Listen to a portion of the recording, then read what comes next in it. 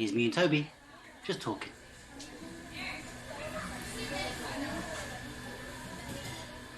There's some that have an app to your phone, and it comes with the mug, and it looks sleek as hell.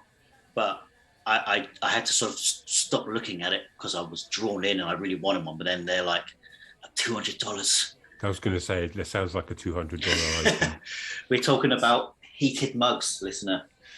Yeah, those little USB plugins, and you put your coffee on it to keep it warm. I've got like a cheap Indigo one, but I'm worried I went too cheap, listener, and I'm gonna start a house fire, so I'm nervously using it, and I need some sort of system to not leave it plugged in. I'm pretty sure there's a fail safe that will just burn it out.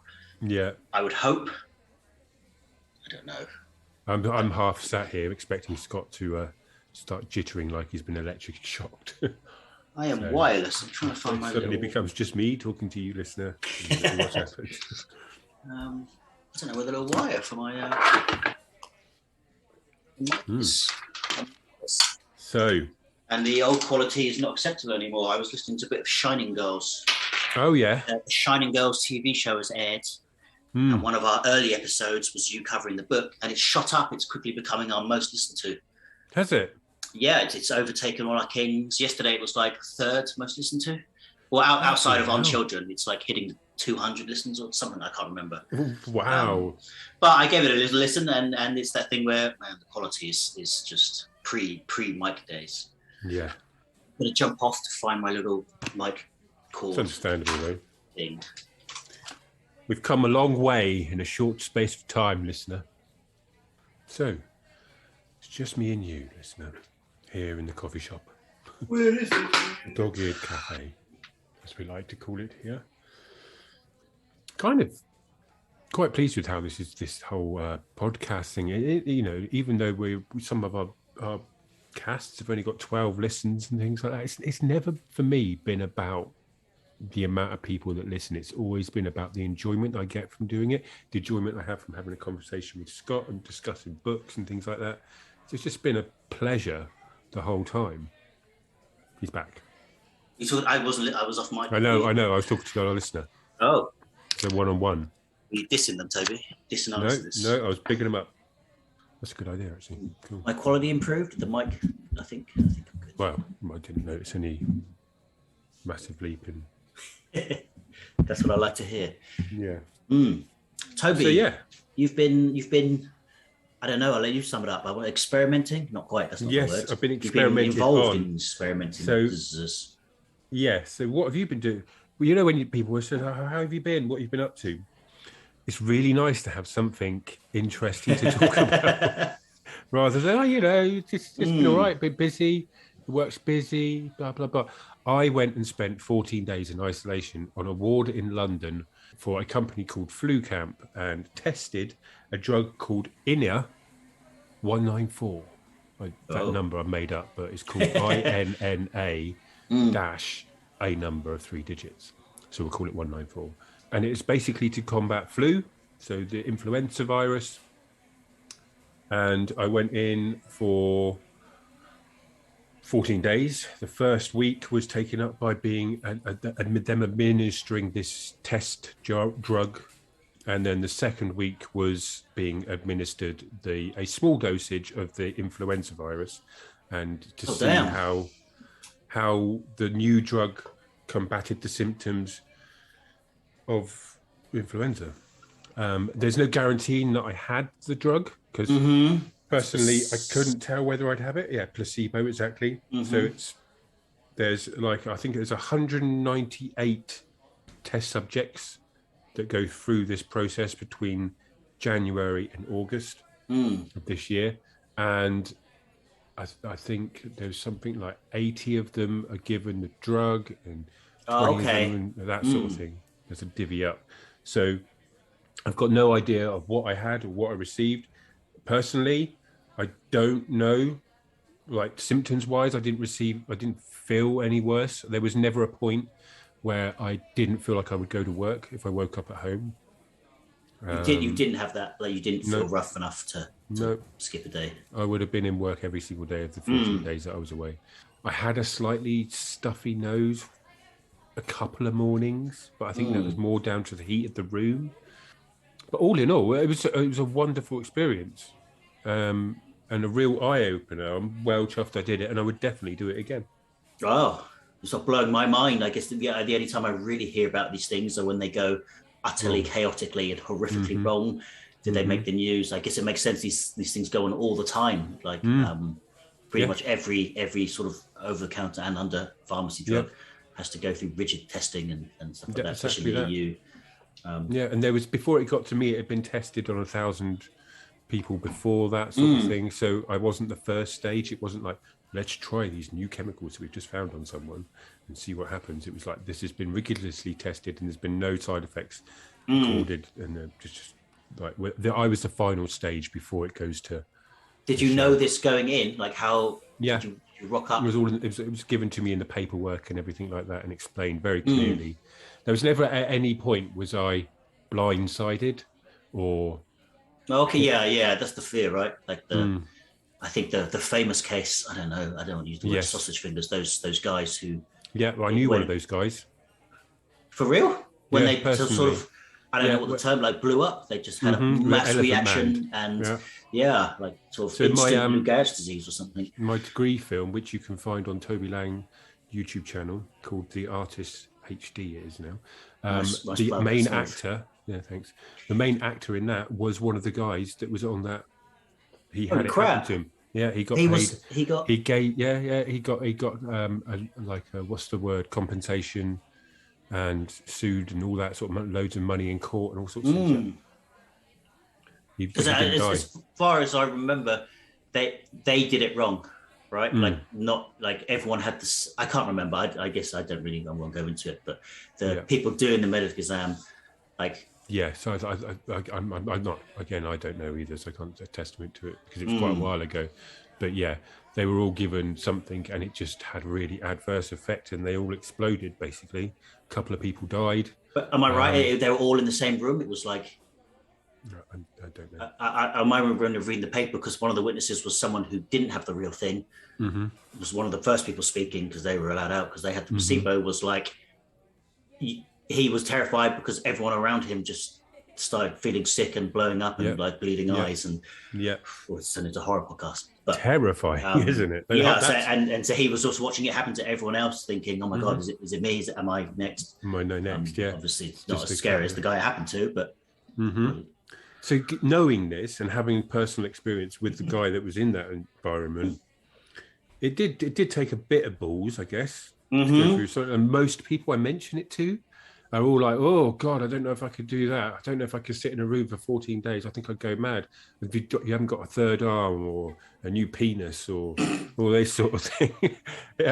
It's the general reaction is, oh, where's the third arm? And it's just like, it's not anything like that. It's actually extremely easy. And especially if you go on the Instagram page and you look at the Instagram of the feed, the flu camp, the amount of people that they're just collecting your data. It's a farce. They're not going to give you the money.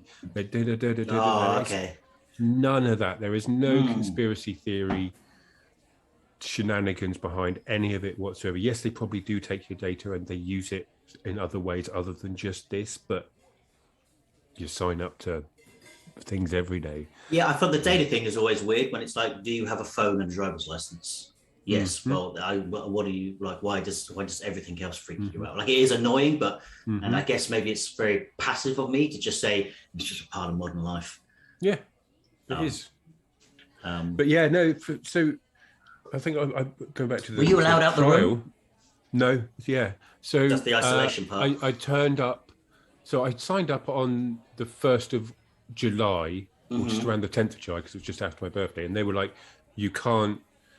You can't smoke. Well, you can smoke. You need to smoke a certain amount, maximum, and drinking and all these sorts of things. And you're not allowed to be on any other drugs and all that stuff. So there was a period of 3 months where I had to sort of detox. So I did that, and then I reapplied again in October. Sorry, say again. How was the detox? That was fine. Oh. No challenges. Really good time to sort of break through and get rid of some habits. But are you sort of in good habits anyway, or? I wasn't anywhere near sort of rogue or bad or anything like that. But it's just a few tweaks here and there. So I did those, 3 months later, I went in again, and they accepted me. I went down up to Manchester, had some blood tests for a day, which I got paid £20 for the travelling fee, and then those blood tests came back fine. So I went to London, had 1 day in London again, compensation for the travel. It's a bit more this time. It was £70, and more blood tests, and they took a swab and they took some vitals, and I had an EKG machine, so I was hooked up to loads of wires and stuff like that and laid on a hospital bed. That was all really cool and interesting. I met a nurse who was really nice. She just joined the company. She was new, so she was very nervous, and it was the first time she'd done an EKG machine. And what was really nice, I then saw her when I went for the isolation part. She did the swabs one day in my room, and I was like, I recognise you. Because I recognise you. You were there. So that was nice. And she'd moved up since that time. So from October 10th through till April 19th, it was all a couple of days, tests, and then just waiting to go into isolation once I'd been accepted. I could have gone in January for the isolation period, and again in February, but because of work, I had to wait until there was a dead period at work. Okay. The students have finished, so that's why it took me to April. So I could have gone in a lot sooner. So the period could have been just October through to January. My instance, it was longer. As someone who works on the education system, are you set to the school holidays? Like you can't? Do you have holiday you can book off and go away during? Like if what, my friend's getting married or whatever, I need to go then. There's no restrictions on when you can take the holiday. You don't have to take them. If you're part of a team and you'll get to the busiest period and you take the 2 weeks off, you're kind of like, you're going to be making some enemies. So there's a bit of decorum to holiday taking. Well, you sort of need the reason, huh? Yeah, it's not regimental. Like I always take school half terms off, no matter what, so that Lana can come and stay. So you don't automatically get the holidays that the school kids have. At the moment, the university courses here finished on April 19th, and it's dead now until September. There's a handful of students picking up loose ends, but most of the time it's me and a few other people in a room twiddling thumbs. Just killing time. Wow. Killing time until September, end of September. But yeah, so I waited until there was a period of quiet, and then I signed off for 2 weeks and got on a train, went to London, turned up at the door with my suitcase and my laptop and a Stephen King book, which we will be podcasting very soon. Coming to a podcast near you. Yeah. What was your itinerary? What was your like? If you splay your bag of stuff that you thought was your Robinson Crusoe, what's the the castaway thing? Like, what are the 3 items you take? If you could take a suitcase full of stuff with your, what's your luxury item? You take? The room comes with a 32-inch TV and a PlayStation 4. That's that's nice. That's more than I got right now. Yeah, so it's pretty good. Thankfully, I took a couple of games because they said they had games, and when I asked to see what games they had, they completely forgot. But because I had my own stuff and I was able to sign into my account, I was able to download whatever games I wanted to play anyway. So that's a way I would recommend doing it. But I took in just a change of clothes for 2 weeks to see me through up 2 weeks. So like 4 pairs of jeans, 4 T-shirts, 5 jumpers, some nightwear, toothpaste, toothbrush, shampoo and all that sort of thing. Towels and that, and bedding are provided. So I didn't need any of that. Can you request stuff? No. Like, I'm bored and I didn't bring a book. Can someone run out and get me? They did give you on the 3rd day, they gave me a gift bag, and that had Sudoku and crosswords and a nice flask and a pencil and a pencil sharpener, a ruler and all that sort of thing. So it was quite good. I guess we come to this afterwards. I thought I was going to be hearing loads from you during this time, but I don't think I did. And when I was messaging you, I thought I felt like I was bugging you. You're like, "What's up?" I'm like, "No, how you doing?" All right. But you were, I think you got into the Sudoku at some point, huh? Yeah. To be perfectly honest with you, I found the whole process extremely easy. The fear of being on your own for that amount of time may have been different if I hadn't experienced a lot of it through lockdown. I was going to say, it's just easy. And it's one of the main reasons why I applied for it, because I knew I could comfortably do it, because I'd just spent 4 months on my own in a flat.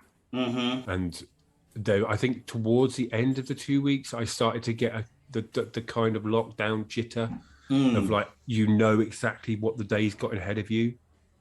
There were cornerstone moments throughout the day. So there's swabs in the morning at 9:00, swabs in the evening at 4:30, 5, dinner at 12, breakfast at 9:30, tea and evening meal at 6. And those are the key moments. Outside of that, nothing happened. You're on your own. So did you stay, I guess, active? I guess outside of the fact that they wake you up and swab and give you breakfast, I guess my fear would be like if I slip into some sort of down lethargic sleeping till like 3:00. No, I was up at 7 every morning. Yeah, because you're an early riser on the whole, huh? No, not massively. Like today, I got up at 10:30. Oh, okay. Yeah. What is interesting is like when it's at 7:00, the night nurse would go down and change the tissues in each room. So you'd have these tissues that you were only allowed to blow your nose into, so they could take them away. Oh, well, okay, yeah. And they were bagged up, and you could hear the door go dun dun dun. Okay. Down the corridor as she went in and out of every room. So that would wake me up at 7:00. I'd go to bed at around 11, 12, and I'd be up at 7, and that would be it. And it was the latest I slept in was 9:25 when the guy was like, "Do you want to get up because we got to come around and do your swabs?" I was like, "Whoa, what time is it?" Oh, okay, yeah. But yeah, because you've got these key moments throughout the day, like at 9:00, your breakfast is turning up. So the routine of it. You're just awake.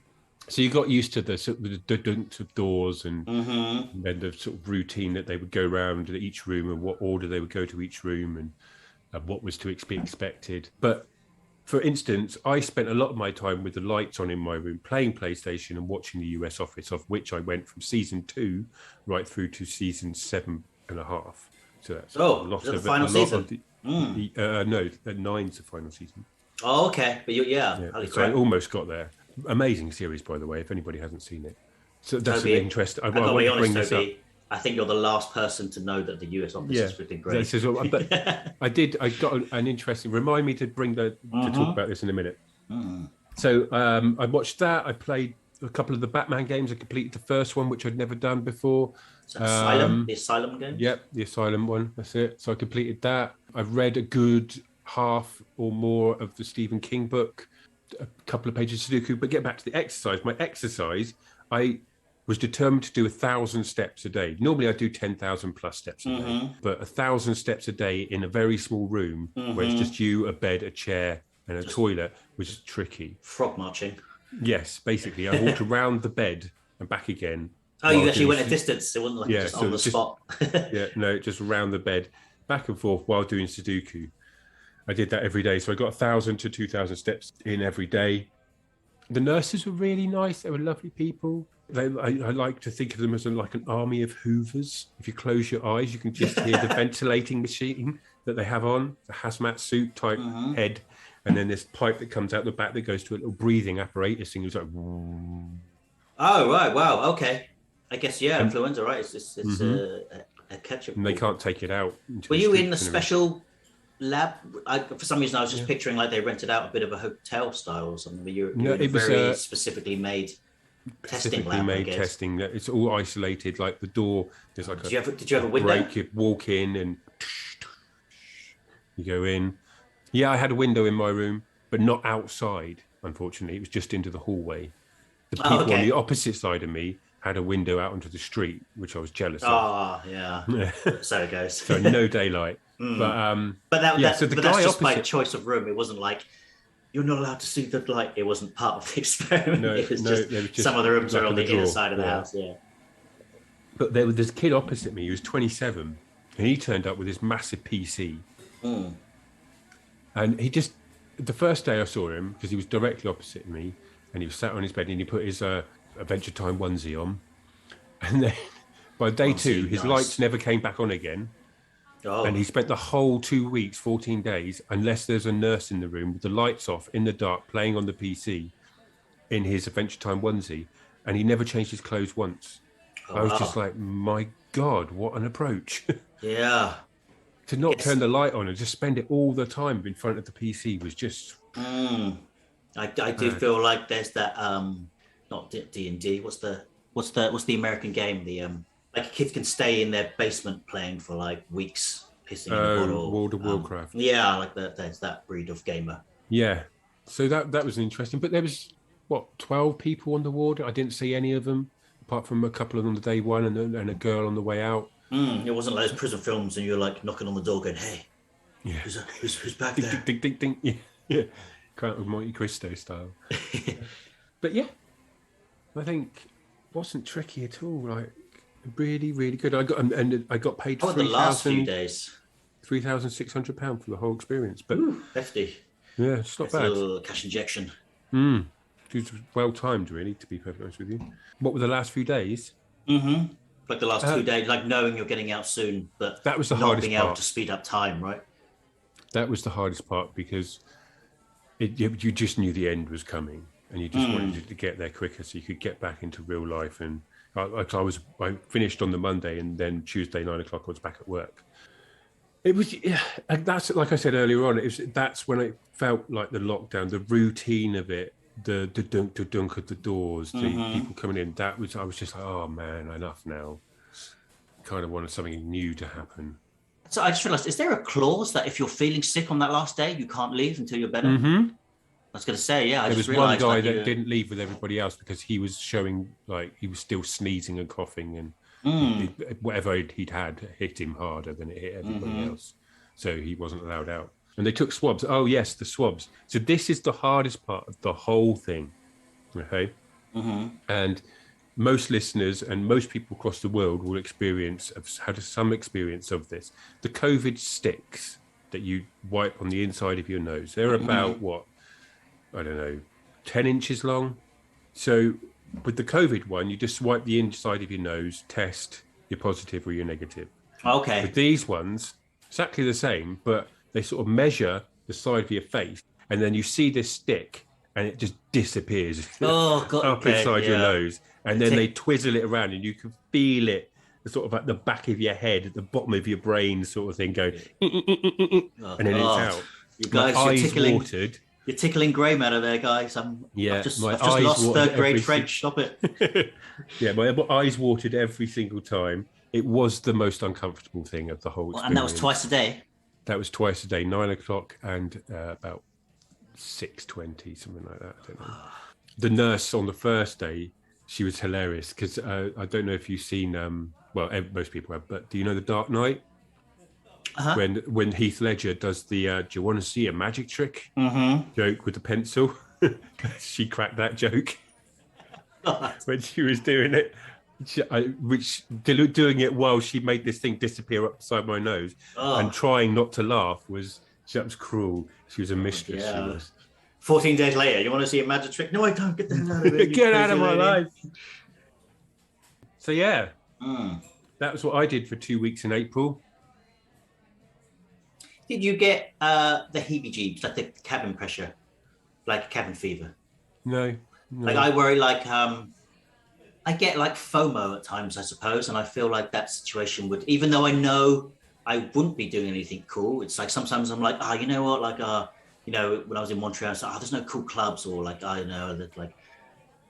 Or people talk about going to Vancouver and they're like, all the bars shut this time. I'm like, I couldn't do it, but it's like you can go to a bar after 10 for 2 years anyway. What do you know what I mean? But knowing that I could, I get like, I don't think FOMO is the right word, but some sort of the fear of the thought of missing out. FOMO. Again, that could be kicking a ball in a park. Yeah, that was the thing that kind of struck me in the last couple of days, I think, because the end was nigh. But PlayStation going into it, I prepared myself. I knew what to expect. I remember just getting in there and then shutting the doors behind me on the first day, on the Tuesday, and I was just looking around at my room. I was like, well, let's do this then, room. Let's go. That's what we got. Let's see what we got. So I sat in the chair once. The rest of the time I was on the bed.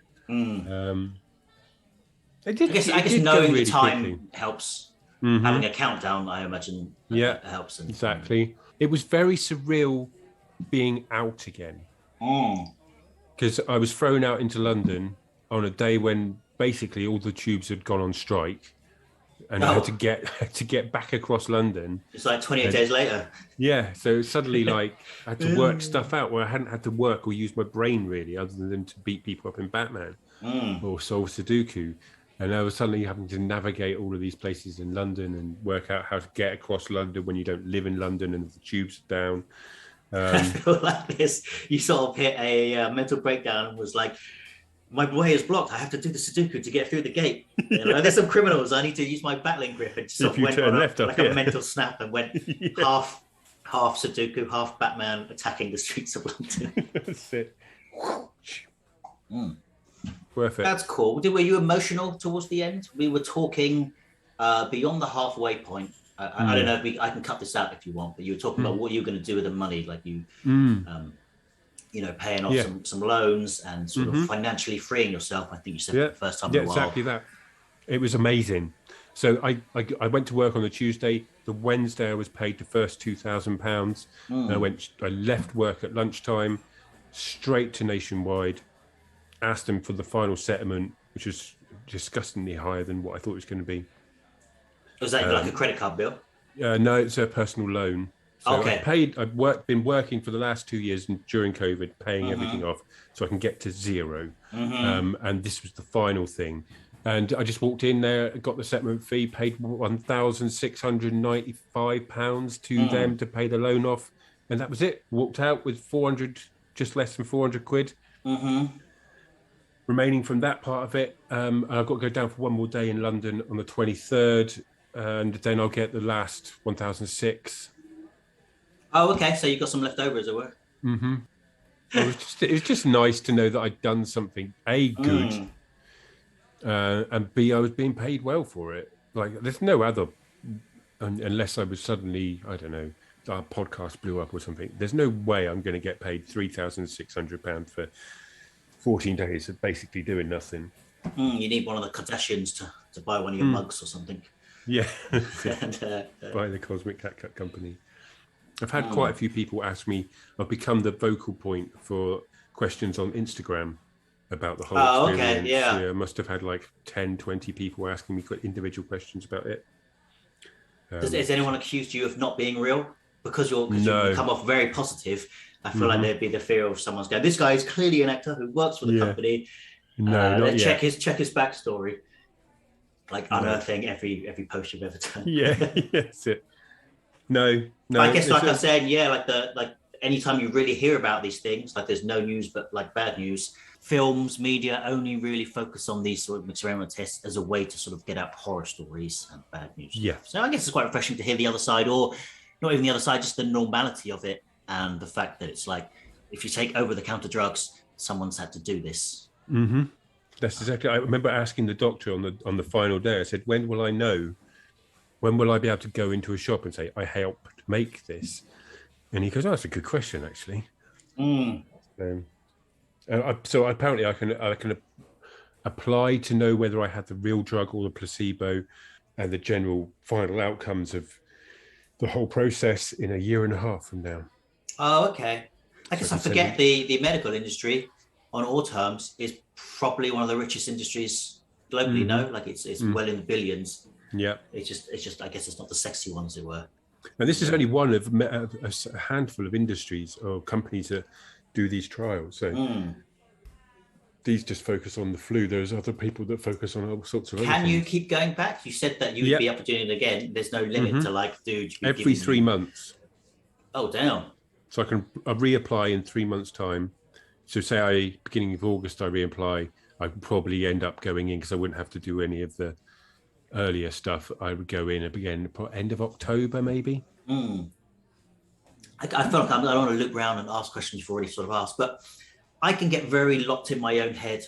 I can get quite, I don't think self-destructive is the word, but quite like, I don't know, if I'm in a bad mood and I spend a lot of time on my own, if I'm hiking, if I get caught on like an argument I have with a friend, for example, even be it like years ago where I felt like, you know what, why did he say that? And why didn't I speak up for myself? I can get caught in some weird fantastical imagining of living out that conversation, but I've got the upper hand, F you, buddy, or an old boss or something.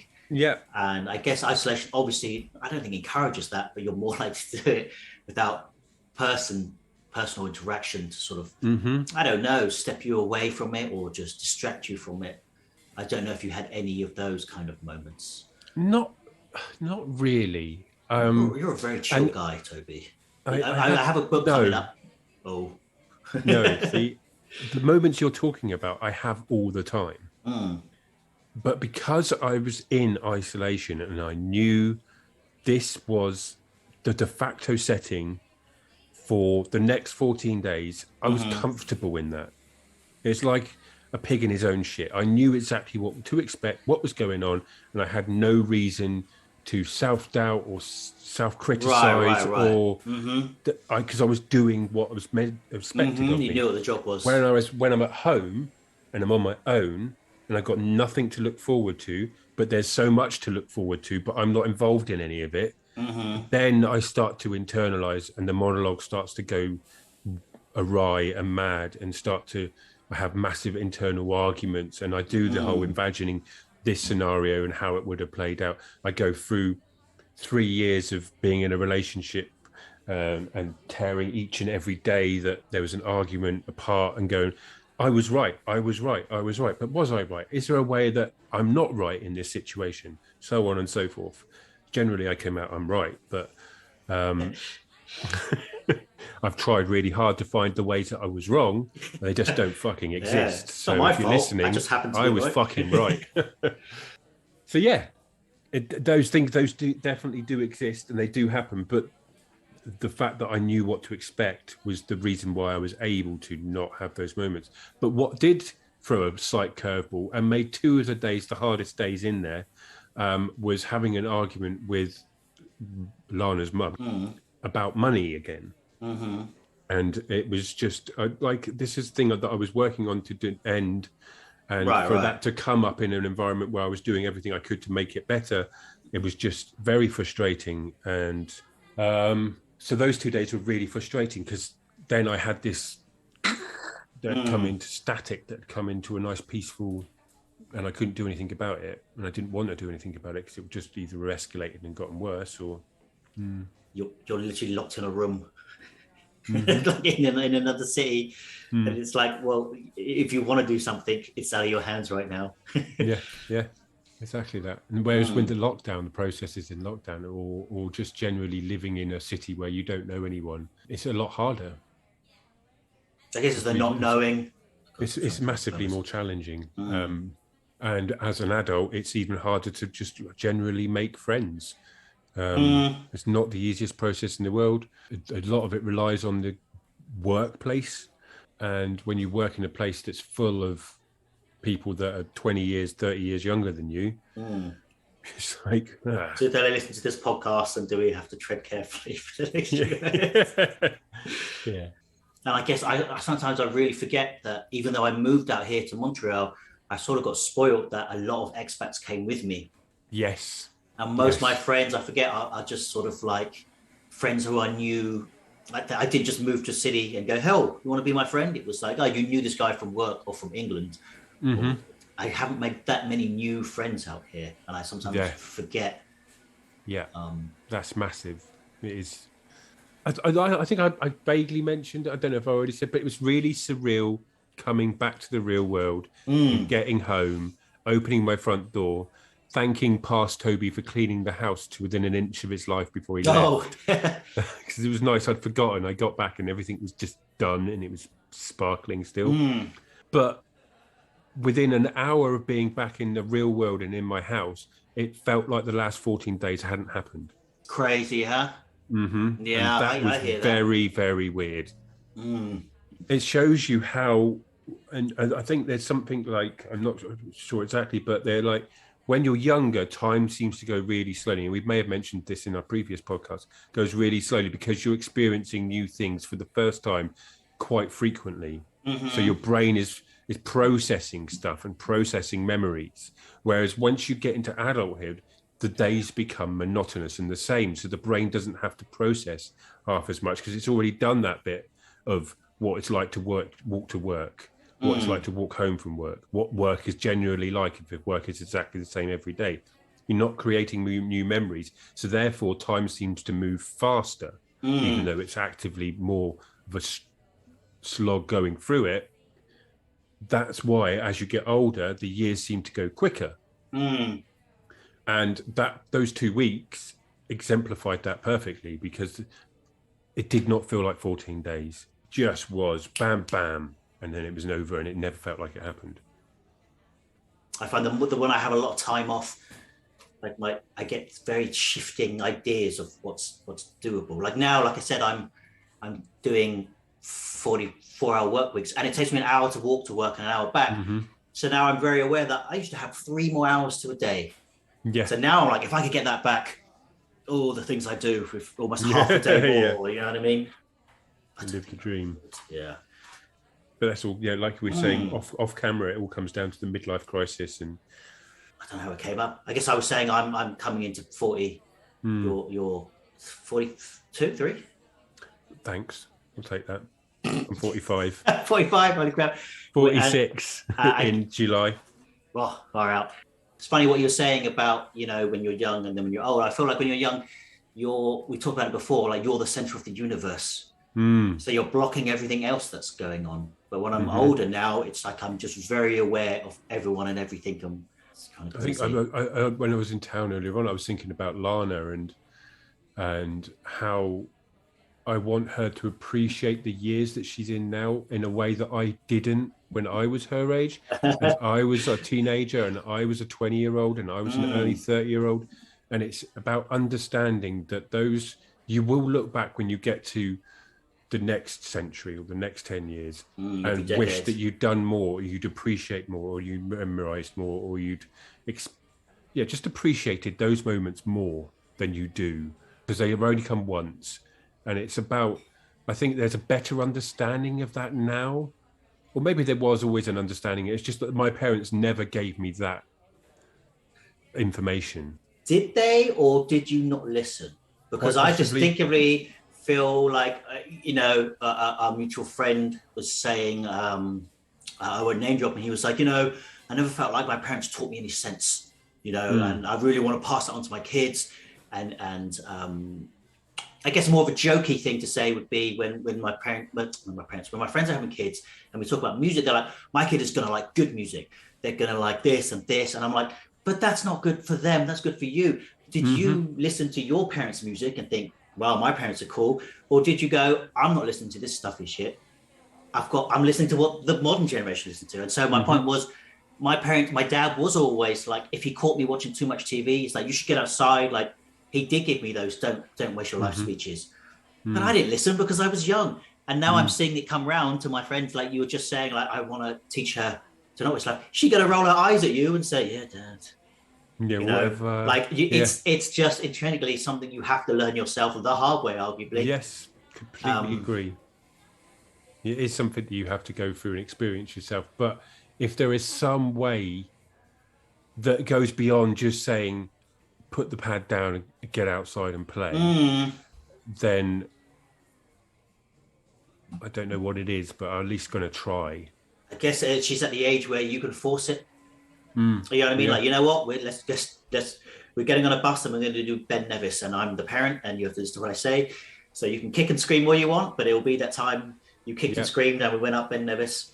So this is what the holiday's about, and just getting out and giving her experiences that will break up the monotony of just being at home on an iPad or being out with the friends. Or it's like the other day, I said to her, have you done some exam revision? And she's just done her stats at school.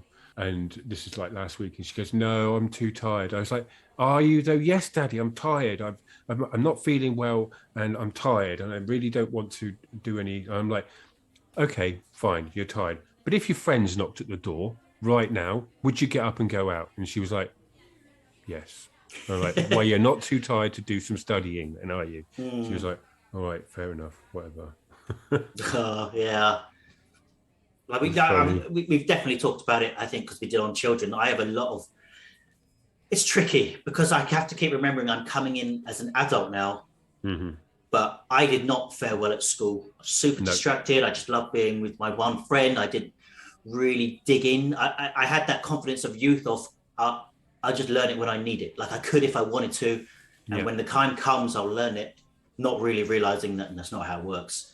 And now it's that thing of like, kid, I'd kind of love to go back to school. Like everything's interesting now. I love to sit in when I look at school hours now, I'm like, did we used to have less days? And they're like, no. It's like, it felt super long when I was there.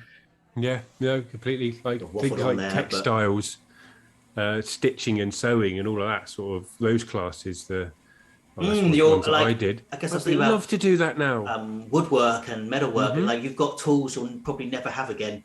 Yep. Sort of muck in. Like I've been looking at doing some pottery classes and all this stuff, and that reminded me of like I haven't done it since I was in the school because like this takes equipment that you either need to fork out and buy and hope you haven't wasted and you get into, or just join the class or something. Yeah, it's not easy. So I want to go back to the midlife crisis conversation. As part of having my midlife crisis, if I'm having a midlife crisis, I don't really know. I have contemplated. So I don't drive, but what I have just done is buy myself a racing cockpit. What's that? What am I looking at? It's that chair thing here. Oh. That's like some pedals and a steering wheel and a big bucket seat. Like a sort of car setup. Yeah. So I bought that off eBay. That's about as closest as I'm going to get to buying a sports car in the real world because I don't drive and I haven't got a license. But my point is, for me, I've always been on the fence with tattoos. Where do you sit on tattoos? You don't have any tattoos, do you? Oh, do you now? Oh, wow. When did you get that? I don't know. 10, 20, I can't remember. Oh, right, okay. So you've always had it then since I've known you. I mean, not after uni. Right. I don't remember that time I went backpacking around South America. Yeah. Just before then. Did it hurt? I don't know. No, I mean, this is tiny. I'm not going to say what it is on air. It's just some script on my chest. It's just like a personal thing. But it was just something at the time I felt I wanted to ground me a bit. I used to get real bad anxiety as a particularly young kid, it felt. And that sort of not hoisted me, but sort of came and went well into my sort of mid-20s. Sometimes I could go a year and I'd be fine, but sometimes I would just get these sort of anxiety attacks. And so I went traveling for a year and I was just anxious about, that's the black hole of anxieties, you're anxious about being anxious. And I don't know, at that time I was just like, I'm just going to get something personal to just ground, like just a personal motto. Yeah. I chose Latin. It's a bit pompy. I sort of regret it now. I wish I got, I don't know. Well, because I went to South America, it would have been more like I could have got it there and I could have got it in Portuguese or Spanish. So it's a little bit, I forget I have it. It's just a tiny one, like, all the time, especially now, you know what I mean? I'm pro tattoo, but. Do you think it makes you more attractive to the women? Have you pulled because of your... Well, the fact that we've been friends for X amount of years and you didn't know I have one. No, I mean, there's literally a divide. I don't know if it's 50-50, but some chicks super dig it, I imagine, and some chicks are maybe put off. There definitely seems to be a divide in this country. Like down in South, when I lived in Southampton, and I didn't see it as much. I didn't feel like I was... What era are we talking? Different. Well, the last 10, 20 years. I didn't see as many people walking around as I do in Birmingham in this area with tattoos. Like everybody's got them, all the women, all the men. Literally like, I don't know, it's just like I think the guys, of being a human. The paradigm, there's been a shift in tattoos, I guess because of the hipster movement, where at least growing up, it was like a tough, maybe that was just as a kid and my parents were always saying, never get a tattoo. But it always felt like it was a tough guy thing. Was it you were a sailor or a Navy guy or a prisoner but now, you're a barista. Yeah. I mean, some of the coolest tattoos I've seen, and I wish I had an industry that supported me, was like a chef who had like some chef's knives on his wrists, but they don't look like, oh my God, he's got knives. It was like, that's really cool. Like that's his career, that's his passion, and it sort of really works. And I'm like, I'm a VFX compositor, listeners or something. They're like, I get like I don't know, a Wacom Yeah. tablet. I've got nothing that can really that I can think of that similar, Nodes. and I don't really love my industry that much to symbolize it. But I've got some friends with full sleeves, Yeah. See, this is what and I've no been debating regrets. whether this is my midlife crisis, going back to the midlife crisis, but Mm. this is where I'm at. I'm like, I'm single, 45, and I feel like if I had a tattoo and I put my tattoo on my Tinder profile, I Mm. would get 100 more matches than I do now. Just don't know if that's the right reason to get it. No, exactly. Like, have you ever I wanted a know. tattoo for That's why your I own don't have sake? it. But I'm also at the same time thinking maybe that's just the Someone answer. I know has. I thought it was you, but then I knew it wasn't. So they had Neil Gaiman's death in a square box with the Mm-hmm. onk, the ankh, the onk, her sort of Yeah. symbol was quite cool. What would you get? Sorry, we will. Something along those I do lines. feel like we need to go back to. I don't think you're getting tattooed for the right reasons, Yeah. but maybe life's short and a Mm-hmm. tattoo's a tattoo. Oh, there's this tattoo show with Dave Navarra, the guitarist guy from Jane's Addiction, Mm-hmm. whatever, and he's like the host judge. And it's like a tattoo competition. So 12 people come in and they're like, you know what I mean? They throw like, you've got to do this in an hour, blah, blah, blah. Right. But the finale is always like they get carte blanche on someone and it's going to be big. Right. And this one, it didn't break my heart, but it was like, oh God, that's gone wrong. This sort of woman, this woman who was like, I don't know, in her 50s, had a Yeah. very carpe diem. I've never had a tattoo. Life's short. You can have my whole back. Mm-hmm. And she just got the wrong tattoo us. But the thing is carte blanche and you do sign a thing. But it was like, the guy was a bit of an obnoxious dick and not that good an artist. I don't know how he made the finale. Wow. And so it's like, what kind of stuff do you like? She's like, I love dance and ballet. And he's like, fuck that. I'm not doing some sort of ballet thing.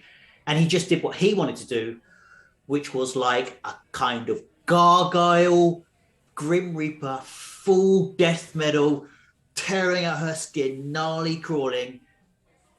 And I just think this woman was like, yeah, it's just, I was not against getting a full back tattoo, but you just gave me like a heavy metal one. And it wasn't that nice for a full back tattoo. I can't remember why I brought this up. It can go wrong. But you know what? Yeah. I loved her attitude. She was just like, hey, that's going to cost you like 4,000. I don't know how much it's going to cost. Time and money. I guess the money's irrelevant when you don't like it. And but what have you thought of something like a size and a position? Yeah. I'm just so on the fence about the whole idea, but I do like the idea of having either just sort of strategically placed things. So like something on the arm, something on the collarbones. Yeah, definitely visible. I don't want it to be hidden. Like a full back would be quite cool, but I've got lots of moles, so I doubt that would work. I'm just so on the fence about the whole process, and it's the cost as well. The cost has always put me off mostly. I mean, the biggest issue is that you want it to cost. You want it to be good. The amount of tattoos I've seen where it's like, oh yeah, I want this guy because he's cheap. He's checking out. It's like, yeah, but you can tell it's cheap. Yeah, it's nasty. Yeah. But death would definitely be something that I guess you can pay in installments, so you can get the tattoo done in sessions and pay as you go. I had a friend who was doing a back tattoo, but it was like years in the process because it was like the next day it's just 500 because it's coloring, and he didn't have 500, so he just had like the outline for like 2 years. I'd maybe say don't start off with the fullback. No, definitely not. No, I think I don't know. I need to go and sit down and do a lot of decent research. But a King profile. Stephen King giving his thumbs up like that episode of Alan Partridge. Just get the Dogearedpagecafe written. Oh no, we've changed the name like 3 times. I'd hold off. No. Hold off. But that's what I've been on the fence with. I mean, you could test it out. You know what I mean? You could get like Lana tattooed quite like discreetly on your wrist, just for the feel, like something that means something to you that isn't about the style, but that you would care for. Just for the feel of like the needle. I don't know if you're a squeamish guy, because they're all like, the feel of having something permanent. And in this day and age, it doesn't quite have to be permanent. I know it's paying more money and it is painful. And it's not quite the same, but there's the electric stuff, which isn't the point. I guess it's like the statement of doing it. But I think that's the addiction of a lot of tattooists or people who get the tattoos is like the fact that it is forever is the addiction. Yeah, that's the interesting one. Like I said, Birmingham and this area, everybody, everywhere you look has got one. Like cool hipster ones and like everything in between. Like sailor tattoos. Yeah, you've got the ones that have clearly that were tattooed and then sort of for some reason eked out across their arm and look like they've been there for 50 years. Well, they got like their first wife's name and then they split up or something. Yeah. So it's just, and then you get the ones that look really, really cool, and you're just like, wow, yeah, you look badass. It's just. Do you have a style you like that you think would suit you, like old school sailor, like Sailor Jerry style? I don't. There's some great. My favorite ones these days are like the really modern ones that are like, you know what I mean, just almost minimalist or just some not an optical illusion, but just like the effect a few faint lines, like simple lines in the right position can have. Yeah.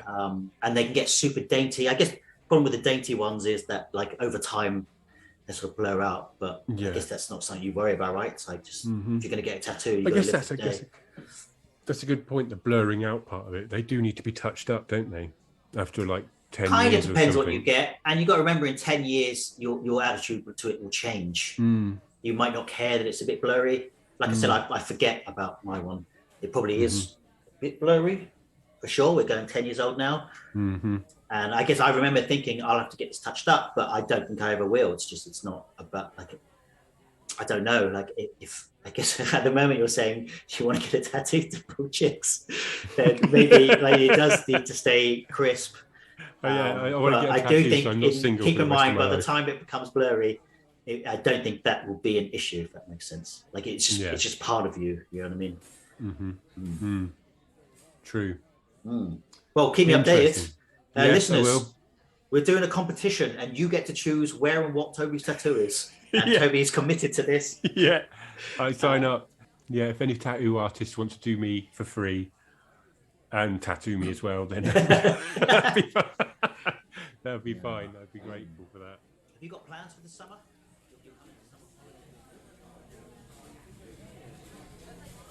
Hey, it's getting close to closing time here at the Dogeared Cafe, so we're going to wrap it up. Thanks for listening, and have a great day.